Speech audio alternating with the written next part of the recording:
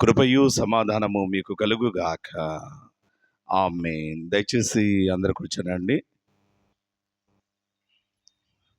అపోస్తలుడైన పౌలు హెబ్రీయులకు రాసిన పత్రిక 4వ అధ్యాయము 11వ వచనాన్ని మరొకసారి చదువుకుందాం. కాబట్టి అవిధేయత వలన వారు పడిపోయినట్లుగా మనలో ఎవడను పడిపోకుండా ఆ విశ్రాంతిలో ప్రవేశించుటకు జాగ్రత్త పడదము. అవిధేయత వలన వారు పడిపోయినట్లుగా మనలో ఎవడను పడిపోకుండానట్లు ఆ విశ్రాంతిలో ప్రవేశించుటకు జాగ్రత్త పడదము. ప్రార్థన చేసుకుందాం.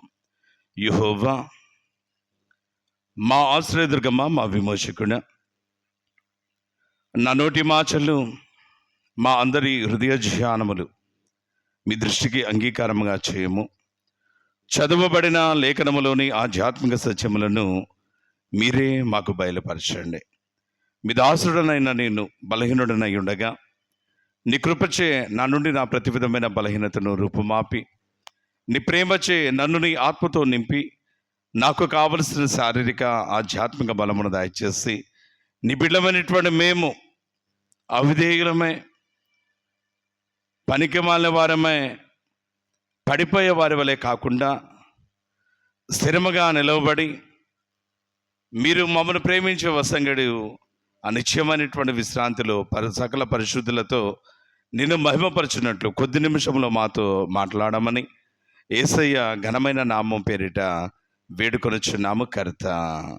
ఆమేన్. క్రీస్తునందు ప్రియులారా, ఈ శ్రేష్టమైనటువంటి దినమున మనం చదువుకున్న ఈ 3 లేఖనముల నుండి కొన్ని ఆధ్యాత్మిక సత్యాలు కొద్ది నిమిషాలు ధ్యానం చేసే ప్రయత్నం చేద్దాం. చూడండి, అదిగా పౌలు మహాశయుడు హెబ్రీయులకు రాసినటువంటి పత్రిక 4వ అధ్యాయం 11వ వచనంలో మాట్లాడుతూ అంటాడు కదా, అదిగా కాబట్టి అవిధేయత వలన వారు పడిపోయినట్లుగా మనలో ఎవడను పడిపోకుండానట్లు ఆ విశ్రాంతిలో ప్రవేశించినట్లు జాగ్రత్త పడదము అనే మాట తెలియజేస్తూ ఉంటాను. చూడగలం. గమనించండి ప్రియులారా, ఈ శ్రేష్టమైనటువంటి మన ప్రభు అయినటువంటి ఆత్మదేవుడు చేయించినటువంటి పని కనుక జ్ఞాపకం చేస్తే కొంతమంది సమూహాన్ని చూపుచున్న వాడై వారి యొక్క స్థితిగతులనేటువంటి వాటిని మనకు మననం చేస్తూ తెలియజేయించినటువంటి మాట కానీ చూసినట్లయితే వారు పడిపోయినట్లుగా మీరు పడిపోకుండా ఉండనట్లు జాగ్రత్తగా ఉండాలి అనే మాట తెలియజేస్తుంటాను. చూడగలం. వాస్తవానికి మానవులమైనటువంటి మన ఎడల దేవుని యొక్క ఉద్దేశం అనేటువంటిది, ఆయన యొక్క ప్రణాళిక అనేటువంటిది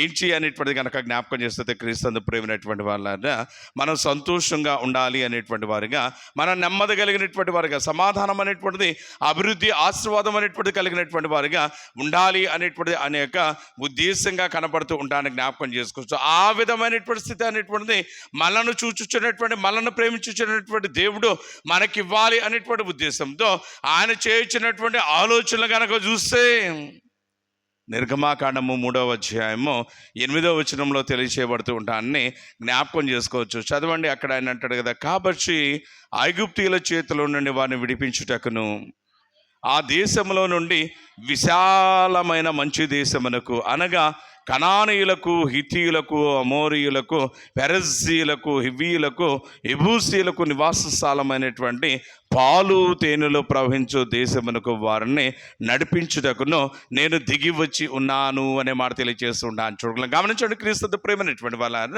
ఇక్కడ ఆయన తెలియజేసినటువంటి ఒక శ్రేష్టమైనటువంటి, ఒక ఆశీర్వాదకరమైనటువంటి ఒక మాట ఏంటి అనేటువంటిది కనుక జ్ఞాపకం చేస్తే, నేను ఎవరినైతే ప్రేమించుచున్నానో నా ప్రజలు అనేటువంటి ఆ ఇజ్రాయెల్ అనేటువంటి వారు ఉన్నారు చూశారు, వారి నిమిత్తమే నేను దిగి వచ్చాను అనేటువంటి మాట తెలియజేస్తున్నాను. ఎందుకోసం దిగి వచ్చాను అనేటువంటి దాని గురించి ఆయన మాట్లాడుతున్నటువంటి మాట కనుక జ్ఞాపకం చేస్తున్నారు. అయితే ఒక విశాలమైన దేశం అనేటువంటిది వారికి ఇవ్వాలి అనేటువంటి ఆలోచన అనేటువంటి నేను కలిగి ఉన్నాను అనే మాట తెలియజేస్తున్నాను. చూడగలం కేవలం విశాలమైనటువంటి దేశం మాత్రమే కాదు, కానీ అదిగా కనుక చూస్తే క్రీస్తు ప్రేమైనటువంటి వాళ్ళ ఆ విశాలమైనటువంటి దేశం అనేటువంటిది కూడా ఎలా ఉండాలి అనేటువంటి దాని గురించి ఆయనే తన మాటలో తెలియజేసినటువంటి మాట కనుక జ్ఞాపకం చేసినట్లయితే, పాలు తేనెలు ప్రవహించేటువంటి అంటే సస్యశ్యామలత అనేటువంటిది కలిగినటువంటి అదిగా ఏ విధమైనటువంటి కరువు, ఏ విధమైనటువంటి ఇబ్బంది అనేటువంటి లేనటువంటి దేశంలోనికి నా ప్రజలైనటువంటి ఇజ్రాయెల్ అనేటువంటి వారిని నడిపించాలి అనేటువంటి ఉద్దేశంతో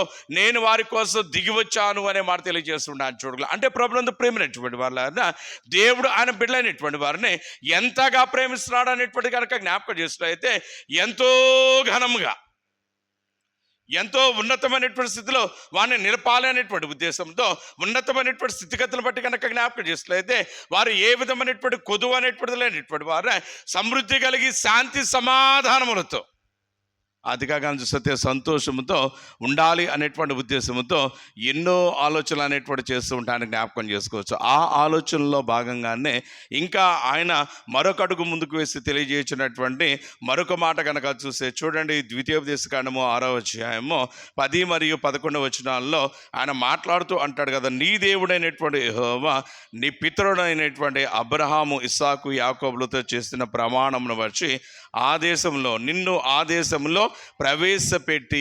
చూడండి క్రీస్తు ప్రేమైనటువంటి వాళ్ళ ఏ దేశం అనేటువంటిది కనుక జ్ఞాపకం చేసినట్లయితే, ఏదైతే విశాలమైనదని నేను నీకు చెప్తా ఉన్నాను, ఏదైతే అతిగా చూస్తే పాలు తేలు ప్రవహించేటటువంటిదని నేను మీకు చెప్తా ఉన్నానో ఆ దేశంలో మిమ్మల్ని ప్రవేశపెట్టి ఆయన అక్కడి నుంచి మాట్లాడుతూ అంటారు కదా, నీవు కచ్చని గొప్పవగా మంచి పురములను, నీవు నింపని మంచి ద్రవ్యముల చేత నింపబడిన ఇండ్లను, అదిగా నీవు త్రవ్వకపోయినను త్రవ్వబడిన బావులను, నీవు నాచని ద్రాక్ష తోటలను, ఒలీవ తోటలను నీకు ఇస్తాను అనే మాటను అక్కడ తెలియజేస్తూ ఉంటాయని జ్ఞాపకం చేసుకోవచ్చు. చూడండి క్రీస్తు ప్రేమైనటువంటి వాళ్ళ ఎంత అద్భుతమైనటువంటి ఆశ్చర్యకరమైనటువంటి అదిగా ప్రేమ కలిగినటువంటి దేవుని మనం కలిగి ఉన్నామనేటువంటిది ఈ ఉదయకాల సమయంలో జ్ఞాపకం చేసుకోవాలి అనే మాట తెలియజేస్తుంటాను. చూడగలం గమనించండి, క్రీస్తు ప్రేమైనటువంటి వాళ్ళ ఆకాశ మహాకాశములు పట్టజాలనటువంటి దేవుడు, పరిశుద్ధుడైనటువంటి దేవుడు, సర్వశక్తివంతుడైనటువంటి దేవుడు, సర్వ సృష్టికి నిర్మాణకుడు ప్రాపకుడైనటువంటి దేవుడు,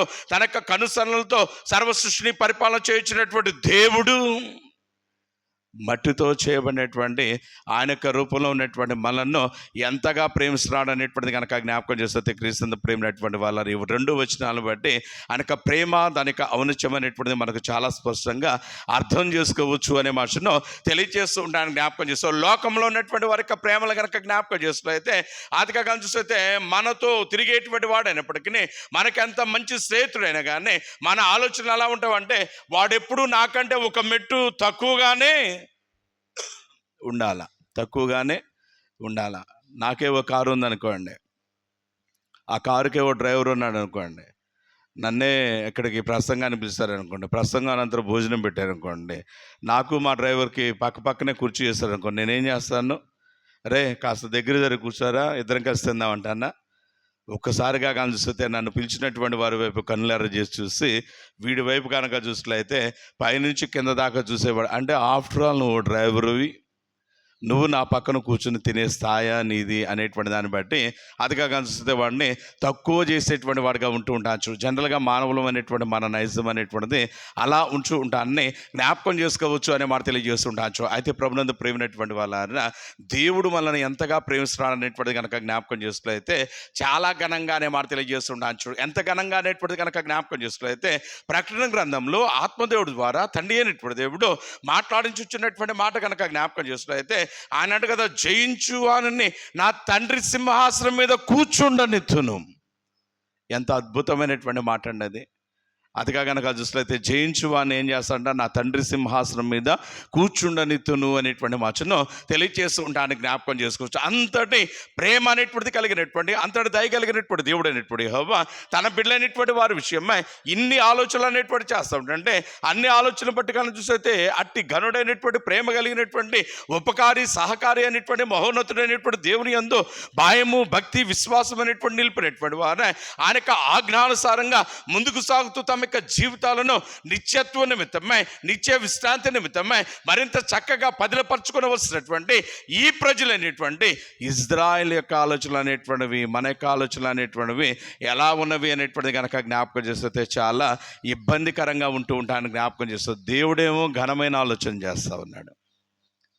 మరి వీళ్ళు చేయించినటువంటి ఆలోచనలో వీరు చేయించినటువంటి పనులు ఏంటి అనేటువంటి కనుక జ్ఞాపకం చేస్తే చదవండి. క్రీస్తు ప్రేమైనటువంటి వాళ్ళ ఆయన మాట్లాడుతూ అంట కదా, నెంబర్స్ సంఖ్యాకాండము 25వ అధ్యాయంలో అదిగా మొదటి 2 వచనాల్లో మాట్లాడుతుంటాడు. ఇజ్రాయేలీయులు షిత్తీములో దిగి ఉండగా ప్రజలు అదిగా మోయాబు రాండ్లతో వ్యభిచారము చేయసాగిరి.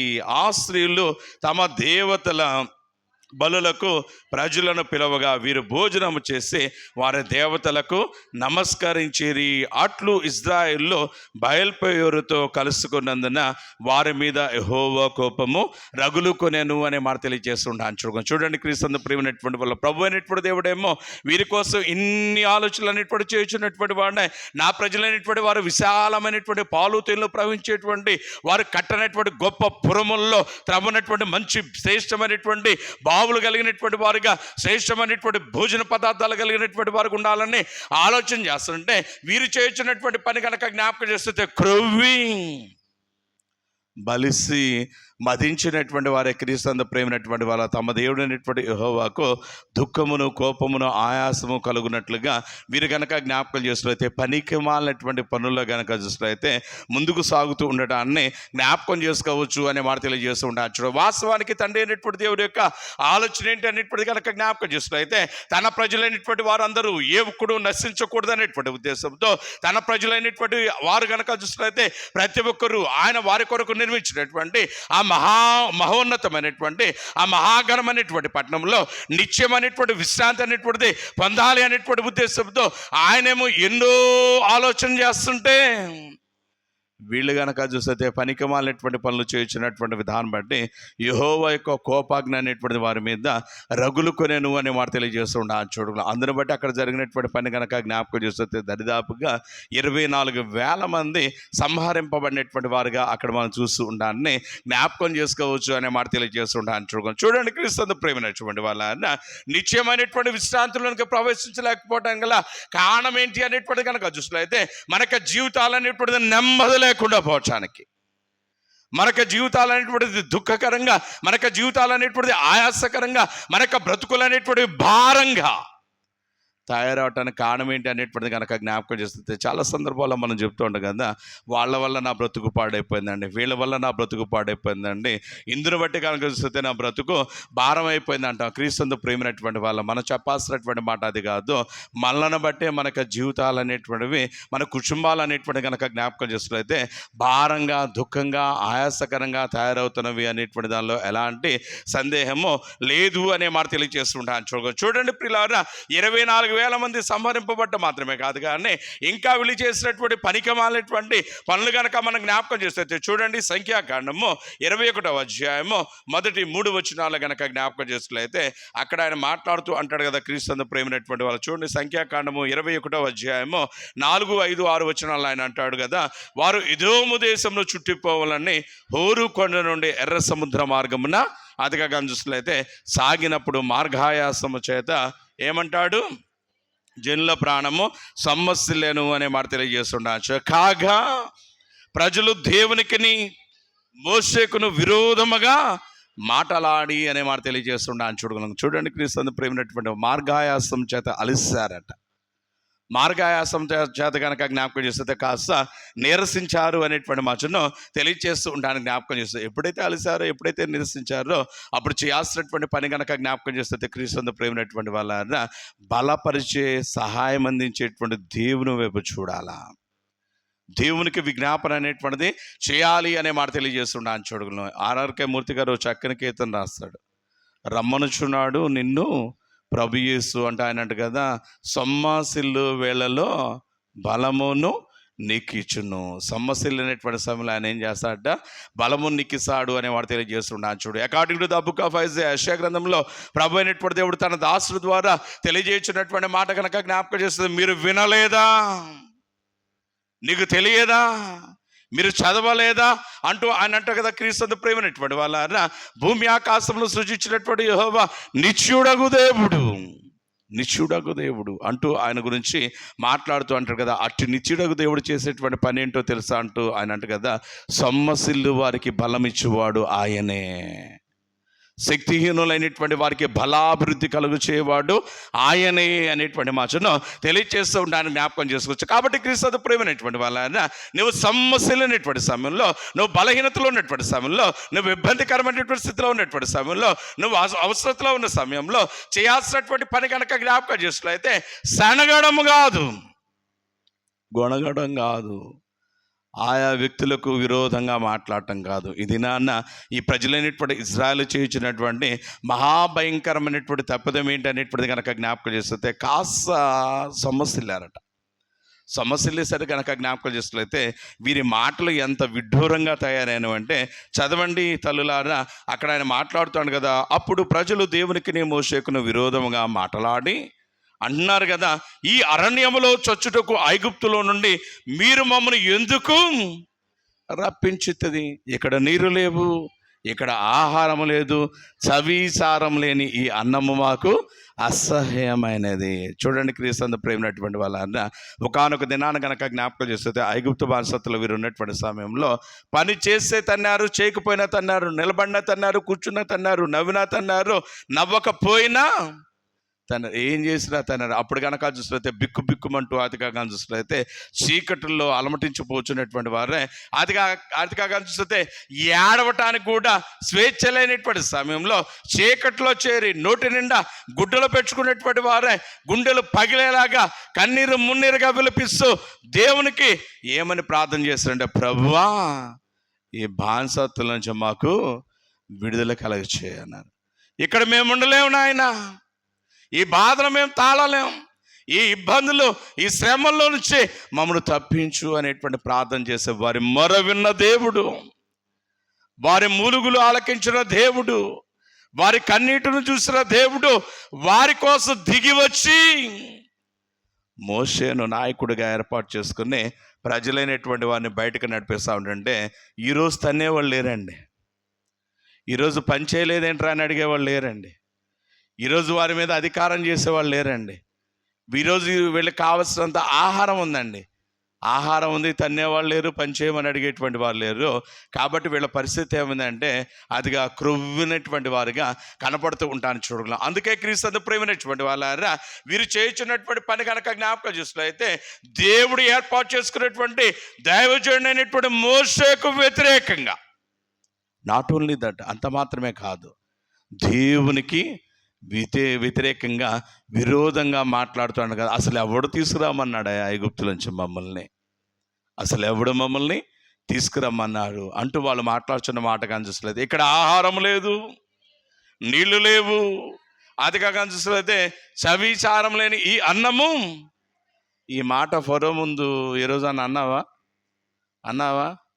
అంటే అప్పుడే పరదేశులు ప్రియులారా అనేటువంటి పాటతో ఎప్పుడో వెళ్ళిపోయేటువంటి వారు ఈరోజు ఇక్కడ దాకా వచ్చేటువంటిది కానే కాదనే మాట తెలియజేస్తుండొచ్చు. అయితే క్రీస్తు ప్రేమైనటువంటి వాళ్ళ దేవుడు అపరిమితమైనటువంటి ప్రేమ అనేటువంటిది కనపరుస్తూ ఉంటుంటే, ఆ ప్రేమ యొక్క ఔన్నత్యం అనేటువంటి దాన్ని గుర్తిరిగినటువంటి వారే తమ యొక్క జీవితంలో భద్రపరచుకోవాల్సింది పోయి మరింత జాగ్రత్తగా దేవుని ముందర నడవలసింది పోయి వీళ్ళు ఇది నాన్న గనక జ్ఞాపకం చేస్తే ఇష్టానుసారంగా సనగటం పాపం అనేటువంటిది ఇబ్బందికరమైనటువంటి పనులు అనేటువంటి చేస్తూ ఉండాలని జ్ఞాపకం చేసుకోవచ్చు అనే మాట తెలియజేస్తుంటాను చూడాలి. కాబట్టి క్రీస్తు ప్రేమైనటువంటి వాళ్ళ న్యాయాధిపతి అయినటువంటి దేవుడు, చూచుచున్న దేవుడు, తగినటువంటి సమయంలో వారి వారి క్రియలను బట్టి అదిగా వారికి ప్రతిఫలం ఇచ్చేటువంటి దేవుడు, చేసినటువంటి పని ఏంటి అనేటువంటిది కనుక జ్ఞాపకం చేసినట్లయితే వారందరినీ నిర్మూలము చేసినటువంటి వాడిగా ఉండాలని జ్ఞాపకం చేసుకోవచ్చు అనే మాట తెలియజేస్తుంటాను చూడగలం. వారి యొక్క నిర్మూలత అనేటువంటి దాని గురించి అపోస్తలుడు అయినటువంటి పౌలు కొరింథీయులకు రాసినటువంటి మొదటి పత్రిక 10వ అధ్యాయము 5వ వచనంలో తెలియజేసినటువంటి చక్కని వివరాన్ని కనుక జ్ఞాపకం చేసినట్లయితే ఆయన మాట్లాడుతూ అంటాడు కదా, వారిలో ఎక్కువ మంది దేవునికి ఇష్టలుగా ఉండకపోయారు కనుక అరణ్యంలో దేవుడు వారిని సంహరించెను. చూడండి క్రీస్తు ప్రేమైనటువంటి వాళ్ళారా, అంటే వ్యభిచార సంబంధమైనటువంటి అతిగా చూసినట్లయితే తిరుగుబాటు సంబంధమైనటువంటి సనిగేటువంటి గుణిగేటువంటి ఇంకా చాలా రకాలైనటువంటి ఇబ్బందికరమైనటువంటి పనులను బట్టి ఈ ప్రజలైనటువంటి ఇజ్రాయెల్ అనేటువంటి వారు దేవునికి ఇష్టలుగా ఉండలేదట. దేవునికి ఇష్టలుగా ఉండకపోతిరి గనక. చూడండి క్రీస్తు ప్రేమైనటువంటి వాళ్ళ, మనమేమనుకుంటామంటే నా ఇష్ట ప్రకారం నేను ఉంటున్నాను, నీకేంటి అంటాం. మా నాన్న ఇష్టం, నా భర్త ఇష్టం, నా భార్య ఇష్టం, నా పిల్లలు ఇష్టం, నా తల్లిదండ్రులు ఇష్టం, నా స్నేహితులు ఇష్టం అంటారు. No no no no never say like that. అలా మనం ఇప్పుడు మాట్లాడటానికి వీలేనే లేదు. కారణం ఏంటంటే నిన్ను పెంచి పోషించుచు సంరక్షిస్తూ నీకు ఆయువు ఆరోగ్యము వసంగుచున్నవాడు నీ దేవుడు.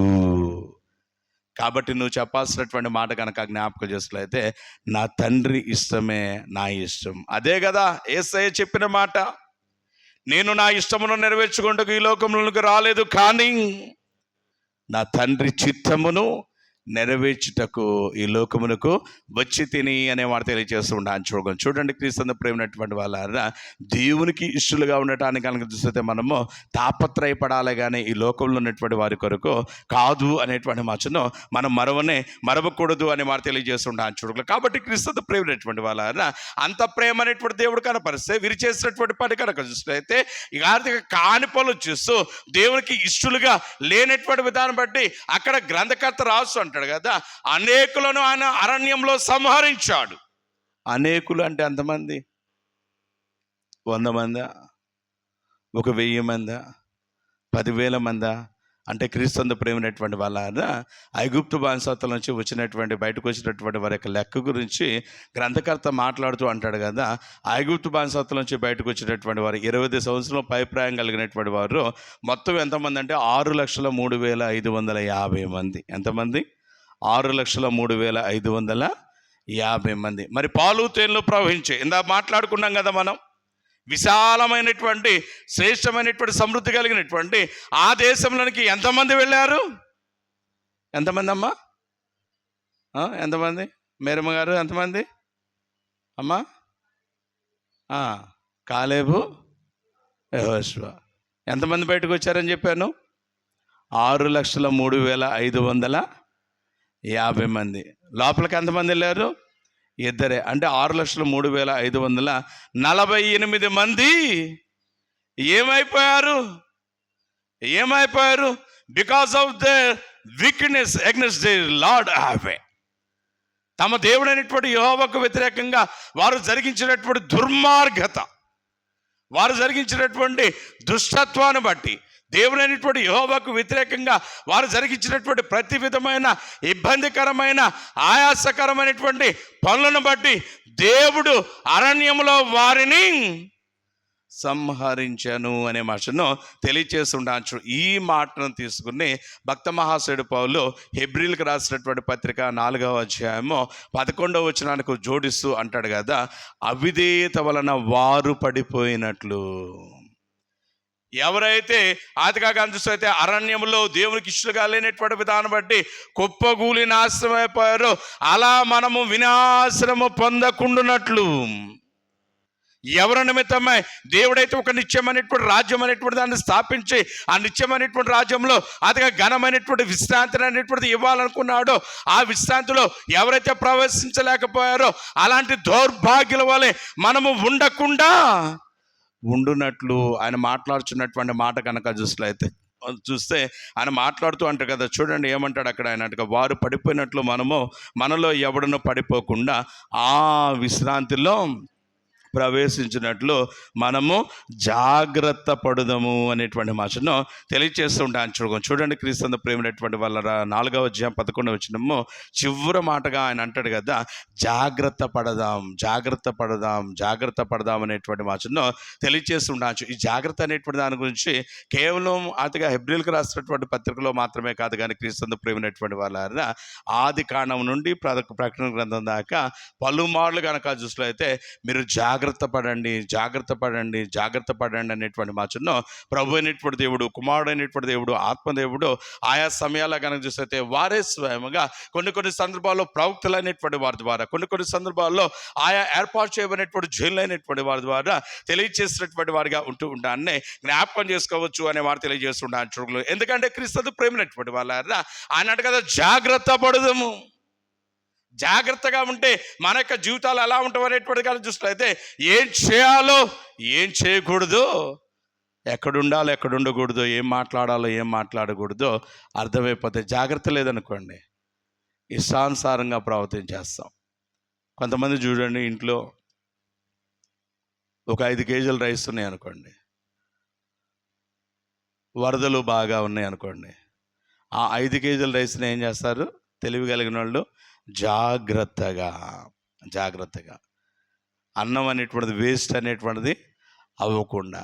కొంతమంది ఏం చేస్తారు, అతిగా కన్సిస్ట్లో 5 కేజీల రైస్ అయింది, ఆల్రెడీ 2 రోజులు అవుతుంది, వర్షాలు స్టార్ట్ అయ్యి, ఎంత పడితే మాత్రం 4 రోజుల కంటే ఎక్కువ పడతావా అనేటువంటి ఉద్దేశంతో ఎంత పడితే అంత వండేస్తుంటారు. సాయంత్రానికి అది పాడైపోతుంది. అతిగా కనిపిస్తే, వర్షాలు కనిపిస్తే మరి 5 రోజులు పెరిగినాయి అనుకోండి, ఇంట్లో ఉన్న రైస్ మొత్తం అయిపోతుంది. అదిగా బయటకు వెళ్ళే అవకాశం ఉండదు. ఇబ్బంది పడటం అనేటువంటిది చూస్తూ ఉండొచ్చు. జాగ్రత్త పడాలి క్రీస్తు ప్రేమైనటువంటి. కొంతమంది చూడండి ఎంత జాగ్రత్తగా ఉంటారంటే, అదిగా కానీ చూసినట్లయితే రైస్ తీసుకొచ్చి నెల అవుతుంది, సుమారుగా ఇంత అయిపోయి ఉండొచ్చు. గ్యాస్ తీసుకొచ్చి ఇంతకాలం అవుతుంది, సుమారుగా ఇంకా ఇంత ఉండొచ్చు. అదిగా కానీ చూసినట్లయితే నాకు వచ్చినటువంటి నెల జీతంలో ఇంత ఖర్చు చేశాను, ఇంకా నా బీరువాలో ఇంత ఉండవచ్చు, కాబట్టి ఇంకా నా ముందర ఎన్ని దినాలు ఉన్నాయి కాబట్టి అంటూ జాగ్రత్తగా ప్లాన్డ్గా వాళ్ళు ముందుకు సాగుతూ ఉంటానికి జ్ఞాపకం చేసుకోవచ్చు. చూడండి క్రీస్తు ప్రేమైనటువంటి లోకపరంగా ఇంత జాగ్రత్తగా ఉంటే ఆధ్యాత్మికంగా నిత్యమైనటువంటి ఆ మహాపక్షణము, ఆ మహోన్నతమైనటువంటి విశ్రాంతిలో మనం చేరాలంటే, సకల పరిశుద్ధులతో ఉల్లసిస్తూ దేవుని కనపరచాలంటే మరింత జాగ్రత్త పడాలి అనే మాట తెలియజేస్తుండొచ్చు. అందుకే ఆయన అంటారు కదా, జాగ్రత్త పడదు. ఎందుకు జాగ్రత్త పడాలంటే చదవండి తల్లులారా, ఆయన మాట్లాడుతూ అతిగా కనిపిస్తే 13వ వచనంలో అంటాడు కదా, క్రీస్తు ప్రేమైనటువంటి వాళ్ళ హెబ్రీలకు రాసినటువంటి పత్రిక 4వ అధ్యాయము 13వ వచనంలో ఆయన మాట్లాడుతూ అంటాడు, ఆయన దృష్టికి కనబడని సృష్టము ఏదియూ లేదు. ఆయన దృష్టికి కనబడినటువంటి సృష్టము ఏదియో లేదు అనే మాట తెలియజేస్తూ అన్నాడు కదా, మనము ఎవనికి లెక్క అప్పచెప్పవలసి ఉన్నదో ఆ దేవుని కన్నులకు సమస్తమును మరుగు లేక తేటగా ఉన్నది అనే మాట తెలియజేస్తుండొచ్చు. ఇక్కడ సీసీ కెమెరాల పర్యవేక్షణ అనేటువంటిది జరుగుతున్నది కాబట్టి అన్న మాట చాలు, జాగ్రత్తగా ఉండమన్న మాట చెప్పపోయినా పర్లా. అక్కడ రాగానే జెంట్లమెన్లా బిహేవ్ చేస్తాం. అక్కడ రాగానే ఏం చేస్తాం, అక్కడికి రాగానే సీసీ కెమెరాలు మనం కవర్ చేస్తాం అనే ప్రదేశం రాగానే మనం చూస్తే ఎక్కడ లేనటువంటి హుందాతనం, ఎక్కడ లేనటువంటి దర్జాతనం, అదిగా కానీ చూసినట్లయితే మనం ఏదో సమాజాన్ని ఉద్ధరించేటువంటి అదిగా రీతిగా మొహం అనేటువంటిది పెట్టినటువంటి వారమే కనబడుతూ ఉంటాను. చూడగా సీసీ కెమెరాలు పర్యవేక్షణ లేని ప్రదేశంలో ఉన్నాం అనుకోండి, మనంత దౌర్భాగ్యం, మన యొక్క ఇబ్బంది అనేటువంటిది అంతకు మించి కనబడుతూ ఉండొచ్చు. చూడండి ప్రియులారా, సీసీ కెమెరాలు అనేటువంటివి కావచ్చు, అతిగా కానీ చూసినట్లయితే మనకున్నటువంటి టెక్నాలజీని బట్టి ఉపయోగింపబడేటువంటి ఆ ఉపకరణాలు కానీ చూస్తే కొంతమేరకే కవర్ చేయగలుగుతూ, కానీ దేవుడు కన్నులు కనుక జ్ఞాపకం చేస్తే క్రీస్తు ప్రేమైనటువంటి వాళ్ళ ఏం చేస్తావట ఆయన అంటే కదా, క్రీస్తు ప్రేమైనటువంటి వాళ్ళ సర్వ సృష్టిని కవర్ చేస్తా ఉన్నవి. ఎంత అంటే ఆయన అంటాడు కదా, ఆయన దృష్టికి కనబడని సృష్టము ఏదీ లేదు. ఆయనకు కనబడకుండా దాగుకొనవలని నీవు ఆకాశంలోకి ఎక్కేదవా, అక్కడను నా కన్నులు నేను చూస్తున్నవి. భూమిలో చూసేదవా, సముద్రంలో దాక్కుంటావా, మరొక చోటకు వెళ్తావా, అక్కడను నా కన్నులు మరీ తేటగా కనబడుచున్నవి అనే మాట తెలియజేస్తున్నాను. చూడు, అందుకే ఆంధ్రప్రదేశ్ కీర్తనపుస్తకంలో పురుషోత్తం చౌదరి గారు అంటాడు కదా, సకలము చూసాడు దేవుని కంటికి చాటుగా జరిగే పని ఏది. కాబట్టి జాగ్రత్త సుమి, జాగ్రత్త అనే భాషను తెలియచేస్తుండొచ్చు. ఎందుకు జాగ్రత్త అనేటువంటిది కనుక జ్ఞాపకం చేసినట్లయితే, చూచుచున్న నీ దేవుడైనటువంటి యెహోవా దృష్టికి నీ జీవితం విలువ కలిగినదిగా ఉండాలా, నీ జీవితం శ్రేష్టమైనదిగా ఉండాలా, నీ జీవితం ఘనమైనదిగా ఉండాలి. ఉండకపోతే ఎలాగైతే వారు చనిపోయారో అలాగే మనం కూడా ఇబ్బంది అనేటువంటిది పడవలసి ఉంటుంది అనే మాట తెలియజేస్తూ ఉంటాను చూడాలి. అందుకే క్రీస్తు ప్రేమించినటువంటి వాళ్ళారా, ఆ ఇబ్బంది అనేటువంటిది వారు పడిపోయినటువంటి చందాన మనం కూడా పడిపోకూడదు అనేటువంటి ఉద్దేశంతోనే ఈ దినాన ప్రభు అయినటువంటి దేవుడు మనల్ని ప్రేమించి మనకు మరొక అవకాశం ఇస్తూ ఈ దినం మనం చదువుకున్నటువంటి పాత నిబంధన పాఠ్య భాగంలో తెలియజేయించినటువంటి మాట కనుక చూస్తే చదవండి. 75వ సంకీర్తనలో 4వ వచనంలో 5వ వచనంలో ఆయన ఒక మాట తెలియజేస్తూ ఉంటాను చూడగలను. చదవండి తల్లి. ఆయనడు కదా, అహంకారులే ఉండకూడని ఎవరితో చెప్తా ఉన్నాడు? అహంకారులకు ఈయన ఆ మాట తెలియచేస్తా. ఓ అహంకారం అనేటువంటి స్థితి కలిగినటువంటి వారులారా, విర్రవీగుచున్నటువంటి వారులారా, గర్వముతో అదిరిపడుచున్నటువంటి వారులారా, I would like to give an opportunity to you. నేను మీకు ఒక అవకాశం అనేటువంటిది ఇవ్వాలనుకుంటున్నాను. కాబట్టి నేను మీకు ఇచ్చే ఈ అవకాశాన్ని సద్వినియోగం చేసుకోండి. మీ అహంకారాన్ని బట్టి వాస్తవానికి నేను ఎప్పుడో మిమ్మల్ని కొట్టేయాల. అయితే నువ్వు మారతావేమో అన్న ఒక నమ్మకంతో నీకు ఒక అవకాశాన్ని నేను ఇవ్వాలనుకుంటున్నాను అంటూ ఆయన మాట్లాడుతూ అహంకారులతో అంటున్నాడు కదా, అహంకారులై ఉండకూడి అంటూ ఆయన మాట్లాడుతూ పొగరబట్టినటువంటి వారితో, భక్తిహీనులైనటువంటి వారితో అన్నాడు కదా, కొమ్ము ఎత్తకూడి పొగరబట్టిన మాటలాడకూడని భక్తిహీనులకు ఆయన ఆజ్ఞ ఇచ్చుచు ఉన్నాడు అనేటువంటి మాటను తెలియజేస్తూ ఉంటాను. జ్ఞాపకం చేసుకోవచ్చు. చూడండి, క్రీస్తు ప్రేమైనటువంటి వాళ్ళ ఎంత గొప్ప దేవుడు అండి మన దేవుడు. కాని స్థితిలో పోచున్నటువంటి మన ఏళ్ళ కూడా ప్రేమ కనపరుస్తూ మనము సరి చేసుకుంటానికి అవకాశం అనేటువంటిది ఇస్తూ ఉంటాను. జ్ఞాపకం చేసుకోవచ్చు. ఇస్తూ ఉంటాను. చూడు, ఆయన అవకాశం చూచిన సమయంలో మనం చేయాల్సినటువంటి పని కనుక జ్ఞాపకం చేస్తే ఆ అవకాశాన్ని సద్వినియోగం అనేటువంటిది చేసుకోవాలి. అన్నాడు కదా, కొమ్ము ఎత్తకూడి, అదిగా మరి ఎత్తుగా తలలెగరేమాకండి. కొంతమంది కనుక చూసినట్లయితే ఎలా పడితే అలా ప్రవర్తిస్తూ ఉంటానికి జ్ఞాపకం చేసుకోవచ్చు. జాగ్రత్త సుమి, నీ దేవుడు చూచుచున్న దేవుడు, నీ దేవుడు సమస్తమును ఎరిగిన దేవుడు, నీ దేవుడు న్యాయాధిపతి అయిన దేవుడు, నీ దేవుడు వారి క్రియలను బట్టి ప్రతిఫలం ఇచ్చే దేవుడు. కాబట్టి జాగ్రత్తగా ఉండండి సుమి అంటూ ఆయన ఆలోచన అనేటువంటిది తెలియజేస్తూ ఉంటాను. జ్ఞాపకం చేసుకోవచ్చు. జాగ్రత్తగా లేకపోతే ఏమవుతుంది అనేటువంటిది కనుక జ్ఞాపకం చేస్తే క్రీస్తు ప్రేమైనటువంటి వాళ్ళ అదిగా కనుక జ్ఞాపకం చేసినట్లయితే కొంతమంది పరిశుద్ధ గ్రంథంలో చాలామంది మనకు కనపడుతూ ఉంటాను. చూడగలం. ఐగుప్తును పరిపాలన చేయుచున్న రాజు వద్దకు మోషే వెళ్ళాడు. ఫరో వద్ద నిలబడి అన్నాడు కదా, ఆయా ఫరో రాజా, మా ప్రజలైనటువంటి ఇజ్రాయేల్ అనేటువంటి వారితో దేవుడు ఒక పండగ ఆచరించమన్నాడు. కాబట్టి యెహోవాకు పండుగ ఆచరించాలనుకుంటున్నా, కాబట్టి ప్రజలైన ఇజ్రాయేలును బయటకు పంపు అన్నాడు. అప్పుడు ఐగుప్తు రాజైన ఫరో ఏమన్నాడు తెలుసా? యెహోవాకు పండగ అంటూ మోషేతో అన్నాడు. యెహోవా అన్నావు, ఇంతకీ ఆ యెహోవా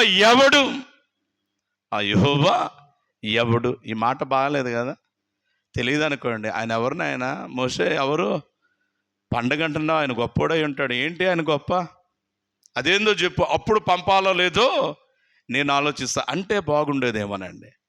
అయితే వీడు అంటాడు కదా పొగరబట్టి, యెహోవా ఎవడు అనగానే ఆ మాట దేవుడు విన్నాడు. ఓహో, నేనెవడో నీకు చూపిస్తానాగన్నాడు. క్రీస్తు ప్రేమైనటువంటి అనేక తెగుళ్ళు, అనేక విపత్తులు అనేటువంటివి అదిగా ఐగుప్తులో కలగచేయగా ఇదే ఫరో అన్నాడు కదా, మోషే నే తప్పు చేశా, నన్ను మన్నించండి మోషే, దేవుడైనటువంటి యెహోవాను నా పక్షమున వేడుకోనండి. ఒకానొక దినాన వీడేమన్నాడు? యెహోవా ఎవడు అన్నాడు. కొమ్ము ఎత్తకుడి, తలలెగరేమాకండి, అహంకారమైన భాషలు, ఇబ్బందికరమైనటువంటి మాటల్లో మాట్లాడకూడని భక్తిహీనులతో, అహంకారులతో, దుష్టులతో, పనికి మాలినటువంటి వారితో యెహోవా సెలవిచ్చుచున్నాడు. జాగ్రత్త సుమి, చాలా చాలా జాగ్రత్తగా ఉండాలనే మాట తెలియజేస్తున్నాను. పనికి మాల పనులు కూడా చేయకుమే. According to the book of దానియేలు గ్రంథంలో రాజైన బెల్షస్సర్ అనే ఒకడు కనపడతాడండి. వాడికి ఎందుకో ఒక విందు ఏర్పాటు చేయాలనుకున్నాడు. విందు ఏర్పాటు చేశాడు, గనులైన వారందరిని పిలిచాడు, ద్రాక్షారసము మద్యము సేవించాలనుకున్నాడు. తాగితే తాగే బాధలే మాకేమి. అయితే ప్రియులారా, వాడు త్రాగటానికి పాత్రలు ఎక్కడి నుంచో తెచ్చాడో తెలుసా? దేవాలయ సంబంధమైనటువంటి ఉపకరణాలను తీసుకుని వచ్చాడు. దేవాలయ సంబంధమైన పాత్రలు తీసుకుని వచ్చి వాటిలో ద్రాక్షారసమును మద్యమును పోసినటువంటి వాడే చూడనైనను విననైనను మాట్లాడనైనను శక్తిగా లేనటువంటి వాటికి అయితే పూజలు చేస్తూ పనికిమాలిన పని చేశాడు. దీన్ని అంతటిని దేవుడు చూశాడండి. చూచుచున్న దేవుడు తన చేతి వ్రేలి చేత తీర్పు రాసేస్తాడు. Mini shekel ఉపార్సెన్. ఓయ్ రాజా బెల్షస్సరు, నేను నిన్ను త్రాచులో చూచగా నీ బ్రతుకు విలువగా కనపడతలా, తేలిపోతున్నావే. తేలిపోయే వాళ్ళు నాకు అవసరం లేదు, తేలిపోయే వాళ్ళు నాకు అవసరం లేదు. ఆ రోజే బెల్షస్సరును సంహరించినటువంటి వాడిగా ఉంటూ ఉంటాన్ని జ్ఞాపకం చేస్తాం. కాబట్టి అట్టి వినాశనం మనం పొందకుండా ఉండాలంటే పాత నిబంధనలు ఏమంటున్నాడు? వారు అవిధేయత వల్ల పడిపోయినట్లు మనం పడిపోకుండా ఉండాలంటే జాగ్రత్త పడాలన్నాడు. ఆ జాగ్రత్త దేవుడు మనకు చెప్తున్నాడు పాత నిబంధనలో. ఆ జాగ్రత్త అంటే ఏంటి? అదిగా తలలెగరేమాకండి, వదరబోతు పొగరు పట్టిన మాటలు, పనికిమాలిన మాటలు మీరు మాట్లాడమాకండి, జాగ్రత్తగా ఉండండి అనేటువంటి మాట తెలియజేస్తుంటే, ఈ దినం మనం చదువుకునేటువంటి పరిశుద్ధ సువార్త పాఠ్యభాగాలు కనుక జ్ఞాపకం చేసినట్లయితే, క్రీస్తు ప్రియుల పొగరు పట్టిన మాటలు వద్దన్నారు కదా. చాలామంది చాలా లాజికల్గా మాట్లాడతారు, అదేదో గొప్ప అనుకుంటారు, అదేదో తెలివి, అదేదో జ్ఞానం అనుకుంటారు. అదిగా కనిపిస్తున్నట్లయితే ఏమంటారు? అదిగా కనిపిస్తున్నట్లయితే పబ్లిక్ ప్లేసెస్లో కనిపిస్తున్నట్లయితే ఏం చెప్తారు? ఇక్కడ ధూమపానం చేయరాదు అని ఉంటుంది. ధూమపానం చేయరాదు అంటాడు. ఈ బోర్డే ఇక్కడ స్టిక్ అంటించబడి ఉందనుకోండి, నాకే సిగరెట్ స్మోకింగ్ అలవాటు ఉందనుకోండి, నాకు అతి తెలివితేటలు ఎక్కువ. నేను వచ్చేయమంటాను, 7 నుంచి వెళ్ళి 6 నిలబడి తాగుతూ ఉంటాయి. ఇక ఏంటి సార్ అక్కడ బోర్డు ఉంది? అవునా, బోర్డు ఏడు ఉంది, నేను ఏడు తాగట్లేదు కదా. ఇక్కడ ధూమపానం చేయరాదు అన్నాడు కదా, నేను ఇక్కడ కాదు కదా, అక్కడ కదా అంటే మనం అనుకుంటాం ఇది అతి తెలివి అనుకుంటాం, ఇదేదో మన మనగాడతనం అనుకుంటాం. గమనించండి క్రీస్తు ప్రేమైనటువంటి వాళ్ళారా, అలాంటి పనికి మాలిన తెలివి కలిగే వారిని ఏం చేయాలో దేవుడికి బాగా తెలుసు అనే మాట తెలియజేస్తూ ఉండొచ్చు. దేవుడు అంటున్నాడు కదా, వదరబోతు మాటలు మాట్లాడుకుడి, తలలెగరేమాకండి, బుద్ధిహీనంగా మాట్లాడమాకండి అంటుంటే అతగా కలిసి చూస్తుంది. ఓహో, పొగరు పట్టిన మాటలు వద్దు కదా అంటే ఇంకోటి చూసి చేసుకుందాం అనే ఉద్దేశంతో ఈ దినం మనం చదువుకున్నటువంటి పరిశుద్ధ సువార్త పాఠ్యభాగంలో చదవండి తల్లులారా. మత్తయి సువార్త 12వ అధ్యాయము 1-2 వచనాల్లో అక్కడ మాట్లాడుతుంటాడు. ఆ కాలమందు యేసు విశ్రాంతి దినమున పంట చేలలో పడి వెలుచు ఉండగా ఆయన శిష్యులు ఆకలిగొని వెన్నులు త్రుంచి తినసాగిరి. వీళ్ళకి ఆకలి అయిందంటండి శిష్యులకి.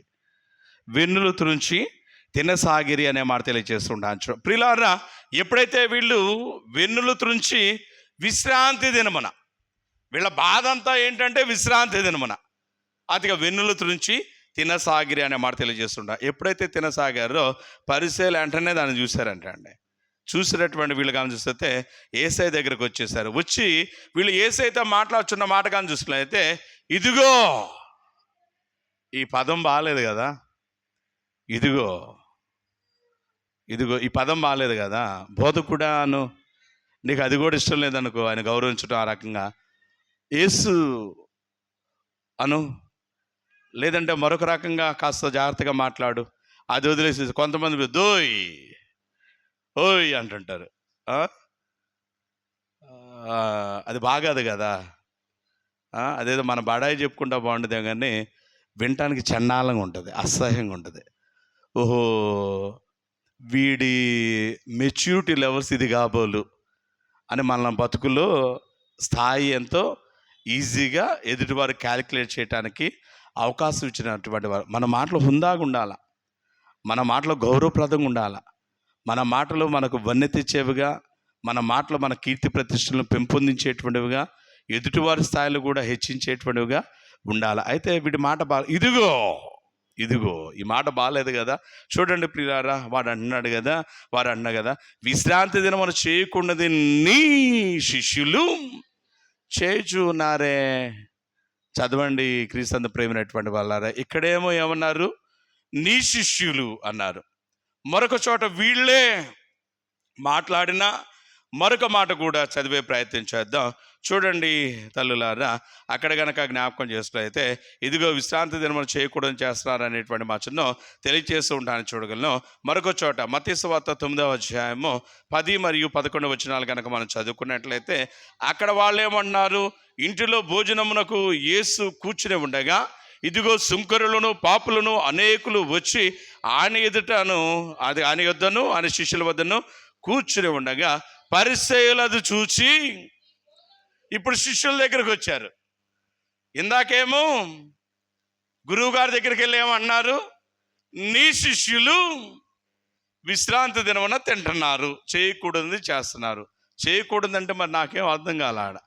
వీళ్ళని దొంగతనం చేస్తున్నారా, వ్యభిచారం చేస్తున్నారా, నరహత్య చేస్తున్నారా, దోపిడీ చేస్తున్నారా, దౌర్జన్యం చేస్తున్నారా, అది కాక మరొకటి చేస్తున్నారు? ఇవేం కాదు కదా. క్రీస్తు ప్రేమనిచ్చినటువంటి వాళ్ళారా, వాళ్ళు ఆకలిగా ఉన్నారట. ఆకలిగొనే ఆహారం అనేటువంటిది తింటా ఉన్నారు. కాబట్టి ఆ పని నీకు ఆటంకంగా ఉంటే నువ్వు అడగవలసిన తీరు వేరుగా ఉంది. ఏమని అడగాల? బోధకుడా, మోసే మనకు చెప్పిన ప్రకారం విశ్రాంతి దినమున ఏ పని మనము చేయకూడదు కదా. మరి నీ శిష్యులు వెన్నుల నుంచి ఆహారం తింటున్నారు, ఇది మంచిదంటావా అని అడిగితే అయ్యే సమాధానము ఎలా ఉండేదో అనేటువంటిది మనం జ్ఞాపకం చేసుకోవచ్చు. ప్రియులారా, ఏ పని చేయొద్దన్నారు సరే, మరి విశ్రాంతి దినాన ఎదుటివాని మీద నేరస్థాపన కూడా తప్పే కదా. విశ్రాంతి దినమున ఆర్థిక కంచితే పరిశుద్ధంగా ఆచరించాలి కదా. వీళ్ళ వెనకాల నీకేం పని? గమనించండి క్రీస్తు ప్రేమైనటువంటి వాళ్ళారా. నేను ఇక ముగింపులోకి వెళ్ళే ప్రయత్నం చేస్తా ఉన్నాను. ఇక్కడ యేసయ్యతోనేమో నీ శిష్యులు చేయకూడదు చేస్తున్నారు అన్నారు. మత్తయి సువార్త 9వ అధ్యాయంలో ఏమన్నారు? మీ బోధకుడు భలే గురువుగారే, మీకు ఆయన బోధకుడు, వాడు గురువు, మీరు శిష్యులు. ఏం చేస్తున్నాడో తెలుసా? మీ గురువు పాపులతోనూ సుంకరులతో కలిసి భోజనం చేసేవాడు గురువా? వాడికి మీరు శిష్యులు. భలే గురువును పట్టారు.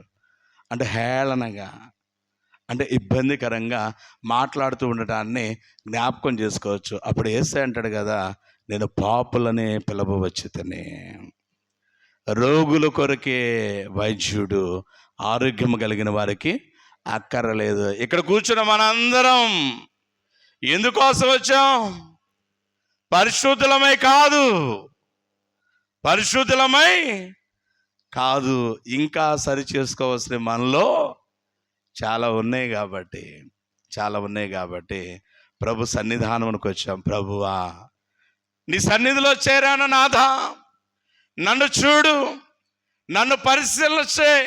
ఇంకా నేను ఏ విషయాల్లో సరి చేసుకోవాలో నాకు బోధపరచు, నాకు సహాయాన్ని అందించు, నన్ను బలపరచు, నన్ను పరిపూర్ణుడిగా తీర్చిదిద్దు. రేపు ఆదివారం అదే ధ్యానం చేయబోతున్నాం. మార్కు సువార్త 10వ అధ్యాయంలో ఒక యవనస్తుడు వచ్చి అంటాడు కదా, నిత్య జీవనకు వాసుడు నేనేం చేయాలా అంటుంటే, ఆజ్ఞలు కాకుండా అబ్బో ఎప్పటి నుంచో కనుక్కుంటున్నాను, ఎప్పటి నుంచో తెలుసా? నా చిన్నతనం నుంచి అన్నాడు. అవునా అన్నాడు యేసయ్య. అవును అన్నాడు. యేసు వాడిని చూచి ఎప్పుడైతే చూశాడు, స్కాన్ చేసేసాడు. వాడికి ఉన్న ఆటంకం ఏంటో అర్థమైపోయింది. అందరి బట్టి అంటాడు కదా, నీ ఆస్తిని అమ్మి పేదలకు ఇచ్చి నన్ను వెంబడించు అన్నాడు. ప్రిలానా, మానవులమైనటువంటి మనలాగా చూసినట్లయితే ఖచ్చితంగా లోపాలు ఉంటాయండి. ఒకటి, లోపాలు చనిపోయేదాకా సరి చేసుకోవాల్సిందే. ఎందుకంటే మన మెజర్మెంట్స్ వేరు, మన కొలత వేరు, దేవుని కొలత వేరు. మనం ఏమంటున్నాం? డబ్బులు తీసుకుని వేరే వాళ్ళు జేబులో పెట్టుకెళ్ళిపోతేనే దొంగతనం అంటున్నాం.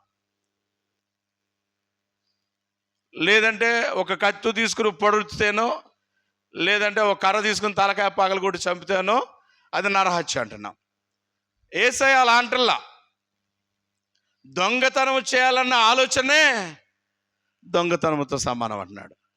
నీ సహోదరుని చూసి వ్యర్థుడా, పనికి మాలవాడా అని నన్ను తిట్టావనుకో, నువ్వు నరహత్య చేసిన వాడితో సమానం అంటున్నాడు. కాబట్టి మన కొలతతో చూసుకుంటే సరిపోదు, దేవుడి కొలత ప్రకారం మనం ఉండాలి.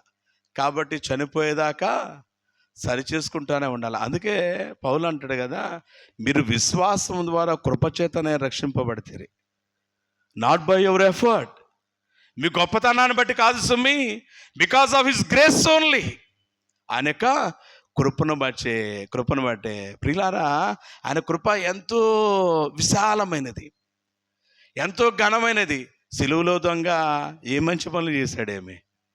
ఏమండి, మంచి పనులు ఏమైనా చేశాడా? గబగబ 2-3 నిమిషాల్లో చేశాడా? ఏం చేయాల. స్వామి, నీ పనికి మాలినోడిని, నన్ను మన్నించు అని ఒక చిన్న ప్రార్థన చేశాడు. ఆయన ప్రార్థన చేయగా ప్రభు కృప చూపిన ప్రభు వాడితో మాట్లాడుతుంట కదా, ఇప్పుడే నువ్వు నాతో కూడా పరదేశంలో ఉంట, పద సంతోషిద్దాం అంటూ వాడి భుజం మీద చేసి పరదేశకు పట్టుకుపోయిన వాడుగా ఉంటూ చూడగలం. కాబట్టి క్రీస్తు ప్రియులారా, మనం చేయాల్సినటువంటి పని కనుక జ్ఞాపకం చేసుకోలేదు. అందుకే పరిశుద్ధ గ్రంథం అంటుంది కదా, అతిశయించువాడు జాగ్రత్తగా ఉండాల్సింది. దేనిలోని అతిశయం? చాలామంది చెప్తుంటారు, పాస్టర్ గారు రోజుకి 20 అధ్యాయాలు చదువుతున్నానండి. మా పక్కింటి వాళ్ళు అసలు కనీసం ఒక 2 వచనాలు కూడా చదవట్లేదండి అంటాడు. గంట ప్రార్థన చేస్తున్నానండి, అసలు మా పక్కింట్లో ఎప్పుడు చూసినా గొడవలేనండి. నీకు వాళ్ళతో ఎందుకు? చూడండి క్రీస్తు ప్రేమైనటువంటి వాళ్ళ, నేనంటాను, మన జీవితాలు సరి చేసుకుంటానికే మన ముందరున్న ఆయుష్ చాలదు. కారణం ఏంటంటే, ఇప్పటికీ చాలా పాడు చేసేసుకున్నాం. మన ముందరుంది చాలా తక్కువ. కాబట్టి ఈ తక్కువను కూడా వాడి మీద, వీడి మీద, ఈమె మీద, ఆమె మీద సాకులు చెప్తూ, అతిగా నెపాలు మోపుతూ సమయాన్ని దుర్వినియోగం చేసుకుంటాం మానేసి సమయాన్ని సద్వినియోగం చేసుకోవాలి. అదే కదా పౌలు పత్రికలు అంటాడు కదా, యూటిలైజ్ ద టైం. సమయమును పోనీయక సమయం ఉన్నప్పుడల్లా మీరు ప్రభు పాదాల దగ్గర పడి, ప్రభువా నీవే దిక్కు దిక్కిక నీవే చక్కగా రావే, మికిలి మ్రొకుదు అంటూ ఆయన అంటాడు, నీ చరణములే నమ్మితి, నీ పాదములే పట్టితి, నిన్ను వదలను నాథా, నిన్ను విడిచిపెట్టను స్వామి, నువ్వే నన్ను సరిచే, నా పనులు నా వల్ల కాదు, నేను మంచిగా ఉండలేకపోతున్నా, నీ కృపతో నన్ను బలపరచు, నాకు సహాయం. ఏ రోజు నా ప్రార్థన చేసావా? మన దౌర్భాగ్యం ఏంటంటే, నేను ఈరోజు 10 అధ్యాయాలు చదివాను, నేను ఈరోజు అరగంట ప్రార్థన చేశాను, నేను ఈరోజు అడుక్కునే వాళ్ళకి 10 మందికి భోజనం పెట్టించాను, నేను ఈరోజు అది చేశాను. ఎవడికి కావాలండి నీ పనులు? ఎవడు కావాలి? నేను ఇది చేశానని మనం చెప్పుకుంటుంటే, ప్రభు అన్నాడు కదా, నీ నీతి క్రియలు మురికి గూడుల్లా కనపడుతున్నాయి అంటున్నాడు. ఏదైతే నువ్వు నీతి క్రియలు అని చెప్పుకుంటున్నావో అది నాకు మురికి గూడుల్లా కనబడుతున్నాయి. అవసరంలా ఇలాంటి స్థితి నాకు అవసరం లేదనే మాట తెలియజేస్తున్నాను. చూడగలను ఈ దినాన్న మనం చదువుకున్న లేఖన భాగాల్లో అవిధేయత వల్ల వారు పడిపోయినట్లు మనం పడిపోకుండా జాగ్రత్త పడదాం అన్నాడు పత్రికలో. జాగ్రత్త పడటానికి ప్రభు అవకాశం ఇస్తూ, బుద్ధిహీనులతో, భక్తిహీనులతో, పొగరుబట్టిన అహంకారులతో ఇలా కాదు ఇలా ఉండండి అంటా ఉన్నాడు. అలా కాదు ఇలా ఉండండి అంటుంటే వీళ్ళేం చేస్తున్నారు? ఎదుటి వారి మీద కొండెములు నెపాలు చెప్తున్నారు. ఎదుటి వాళ్ళ మీద ఏంటది ఏమంటాం? నెపాలు ఏమంటాం ఆ మాటని? కొండెములు, చాడీలు. ఎస్, ఆ మాట కోసమే చూస్తున్నా. చాడీలు చెప్పే తనం ఎవరిదో తెలుసా? ఎవరిదో తెలుసా? చదవండి. ప్రకటన గ్రంథము 12వ అధ్యాయము 20 ప్రకటన గ్రంథము 12వ అధ్యాయము 10వ వచనాన్ని కనుక మనం చదువుకున్నట్లయితే అక్కడ ఆయన మాట్లాడతాం కదా, మరియు చెప్పుట వింటిని, జాగ్రత్తగా వినండి ప్రియులారా, రాత్రింబగళ్ళు మన దేవుని ఎదుట మన సహోదరుల మీద నేరము మోపువాడైనా ఎవడి లక్షణం అంట? చాడీలు చెప్పే లక్షణం. ఎవరి లక్షణం అంట? అపవాది లక్షణం. వీడి పని ఏంటంట? దేవుని ఎదుట రేయింబగళ్ళు చాడీలు చెప్పటమే వీడి పని. ఏరా ఏంటి ఆడి నుంచి వస్తున్నావు అన్నాడు ఒక దినాన తండ్రి అయిన దేవుడు అపవాదిని. ఓహో నేనా భూమి మీదకి వెళ్ళి అటు ఇటు తిరుగుతా ఎడదాకా వచ్చాను అన్నాడు. అవునా, భూమి మీదకి వెళ్ళావా? అక్కడ నా దాసుడైన యోబున్నాడు చూసావా అన్నాడు. ఓ వాడా, చూశానులే అన్నాడు. చూసావా, వాడి గురించి నీకు తెలియదు, నేను చెప్తున్నాను విను అన్నాడు. అంటే చెప్పు ఏంటో వాడి గొప్పతనం అన్నాడు. నీతిమంతుడును యథార్థవంతుడును దేవుని యందు భయభక్తులు కలిగి చెడుతనమును విసర్జించిన వాడు అంతెందుకురా అంటూ అన్నాడు కదా. భూమి అందంతటా అతడి వంటి వాడు వీరకుడు అదిరా ఏవంటే అన్నాడు. అదిరా ఏవంటే అన్నాడు. అప్పుడు వీడేమనాలా? నిజమే అనాలా లేదా? వీడేమన్నాడు? చాడీలు చెప్పడం వీడు అలవాటు కదా. వీడు వెంటనే ఏమన్నాడు? ఓయ్ ఓయ్ ఓయ్ ఓయ్ ఆగు కాస్త, అది ఇదని ఏదేదో చెప్తా ఉన్నావు ఏపు గురించి. వాడు ఊరకయే నీ ఎందులో భయభక్తులు గలవాడాయనా, నువ్వు వాడు కలిగిన సమస్యము చుట్టూ కంచె వేసేదేవు కదా, ప్రతి స్థితిలో కాపాడుతా ఉన్నావు. అందును బట్టి ఇది లేకపోతే అప్పుడు చూడు వాడు నిన్ను అనే మాటలు ఎన్నెన్నో అప్పుడు తెలిసి వస్తుంది అన్నాడు. చూడండి ప్రియులారా, మన సహోదరుల మీద రాత్రింబగళ్ళు నేరములు మోపే అపవాది. ఈ దినాన పరిశీలన ఏం చేస్తున్నారు? గురువు గారి మీద శిష్యుల మీద అంటే వీళ్ళు ఎవరి సంబంధాలు? అపవాది సంబంధాలు. అందుకే యోహాను సువార్త 8వ అధ్యాయంలో యేసయ్య ముందరగానే అంటాడు కదా, ప్రభునందు ప్రియమైనటువంటి వాళ్ళారా, మీరు మీ తండ్రి యొక్క అపవాది క్రియలే చేస్తున్నారు. మీ తండ్రి యొక్క అపవాది సంబంధాలు అంటుంటే బాప్తిసం ఇచ్చే యోహాను ముందే అన్నాడు, సర్ప సంతానమా అన్నాడు. సరి చేసుకోవాలి కదా అప్పుడైనా. మేము సర్ప సంతానం కాదు, we are the children of God, మేము దేవుని బిడ్డలం అని సరి చేసుకోవాలి కదా. సరి చేసుకోకపోగా వీళ్ళు దినానగా చూసినైతే పోయి ఇదిగో నీ శిష్యులు వెన్నులు తుడుచుచున్నారే. గురువు గారు ఏం గురువా నువ్వు? వాళ్ళు తినకూడదని చెప్పవే, నువ్వు వాళ్ళని అడ్డగించవే అంటూ ఉంటుంటే యేసయ్య ఎంత గొప్పడు చూడండి ప్రియులారా.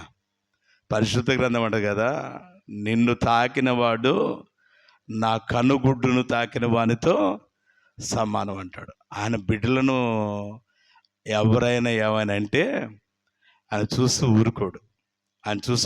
ఎప్పుడైతే వారు ఈ మాట అన్నారో వెంటనే ఆయన శిష్యులను వెనక్కి పంపి వాళ్ళ ముందర ఏం నిలబడి, ఏంటి నా శిష్యుల గురించి అంటున్నావు, ఏంటో కాస్త చెప్పు అంటూ ఆయన మాట్లాడినటువంటి మాట కనుక చూస్తే చదవండి తల్లులారా. ఏమంటాడు అక్కడ కనుక జ్ఞాపకం చేసినట్లయితే ఏమంటాడు? దావీదు అతిగా కానీ చూసినట్లయితే చదవండి. ఎక్కడ వచనాలు? మత్తయి, బైబిల్ మూసేశారమ్మా. మత్తయి సువార్త 12వ అధ్యాయము అతిగా చదవండి. 4వ వచనాన్ని కనుక చూసినట్లయితే తాను తనతో కూడా ఉన్నవారు ఆకలి కొని ఉండగా దావీదు చేసిన దాని గురించి మీరు చదవలేదా? అతడు దేవుని మందిరంలో ప్రవేశించి యాజకులే తప్ప తానైనను తనతో కూడా ఉన్నవారైనను తినకూడని సముఖపు రొట్టెలు తినను కదా. మీరు దావీదు మా రాజు అంటున్నారే, దావీదు మాబోడు అంటున్నారే. మీ వాడైనా దావీదు చేసిన పని మీరు చదవలేదా? సముఖపు రొట్టెలు ఎవడు తినాలా? యాజకులు తినాలా. అయితే దావీదు తనతో ఉన్నవారు ఏం చేశారు? సముఖపు రొట్టెలను తిన్నారు కదా. దేవుడు దాన్ని నిర్దోషంగా ఎంచాడు కదా అనే మాట తెలియదు. విశ్రాంతి దినమును పని చేయకూడదు అంటున్నారే.